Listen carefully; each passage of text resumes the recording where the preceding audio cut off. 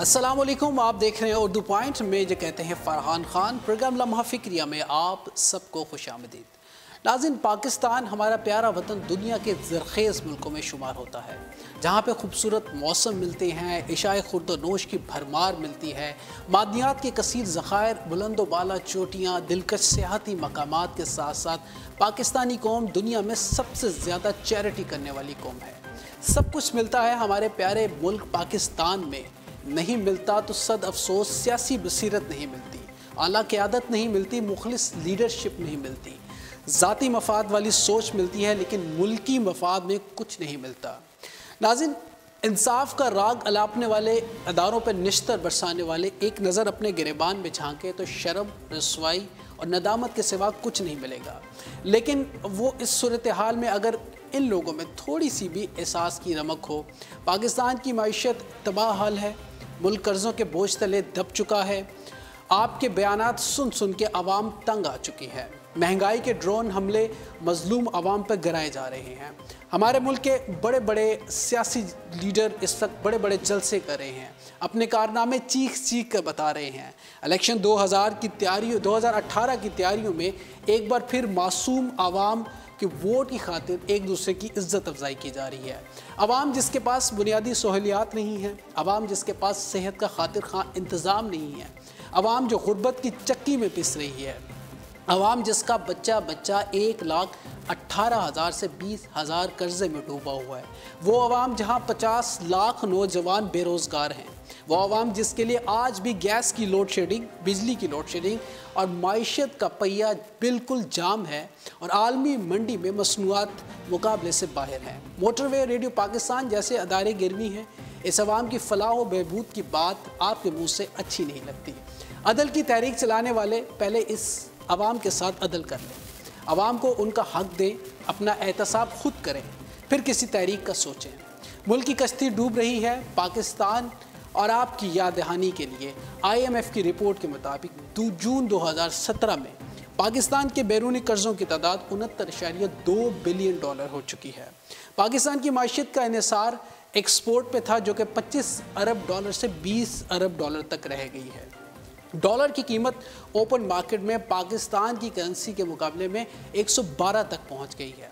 Petrol की कीमत 78 रुपये तक पहुंच गई है, जो कि मज़ीद बढ़ने का अंदेशा है। इसका मतलब है कि आवाम पर महंगाई के मज़ीद ड्रोन गिराए जाने का अंदेशा है। जबकि मकामी बैंकों से लिए जाने वाले कर्ज़े 16 खरब से तजावज़ कर चुके हैं। मजमूई तौर पे गैर मुल्की और मुल्की कर्ज़े 23,434 अरब से तजावज़ कर चुके हैं। रवा माली साल हुकूमत की कुल आमदन 3,145 अरब रही, जबकि अखराजात 4,383 रुपये रहे। यूँ मुल्क की खसारा 1,248 अरब से तजावज़ कर गया है।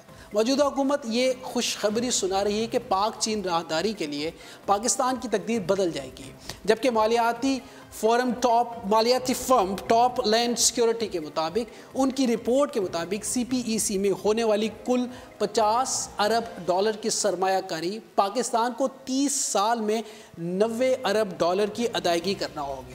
23,434 अरब रुपये के कुल और 5,500 अरब रुपये के मालियाती खसारे और पाक चीन राहदारी पर 40 अरब डॉलर सूद समेत अदायगी पाकिस्तान की गरीब आवाम का क्या हशर करेगी, ये एक बहुत बड़ा सवाल या निशान है।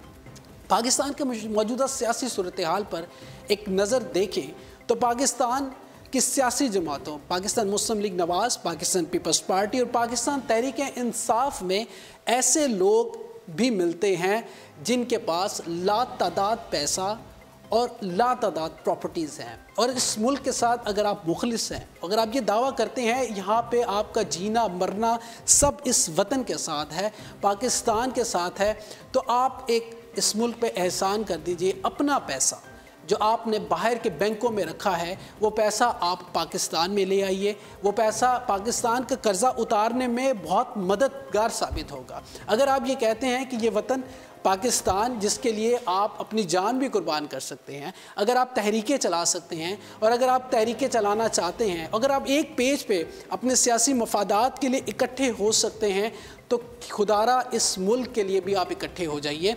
अपना वो पैसा वो जायदाद, वो दौलत, वो तमाम स्विस बैंक अकाउंट में रखी हुई रकूम आप पाकिस्तान में ले आइए ताकि पाकिस्तान के कर्ज़े उतर जाएं। और ये कोई बड़ा काम नहीं है।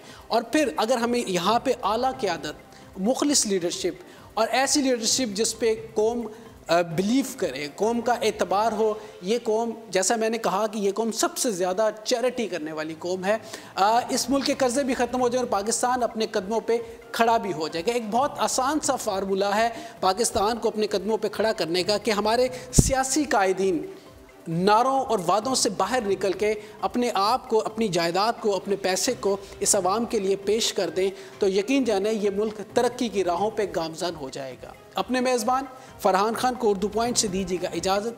ज़िंदगी ने इत्तबा की, सांसों ने वफ़ा की। आपसे फिर मुलाकात होगी। टिल देन अल्लाह निगहबान। पाकिस्तान जिंदाबाद।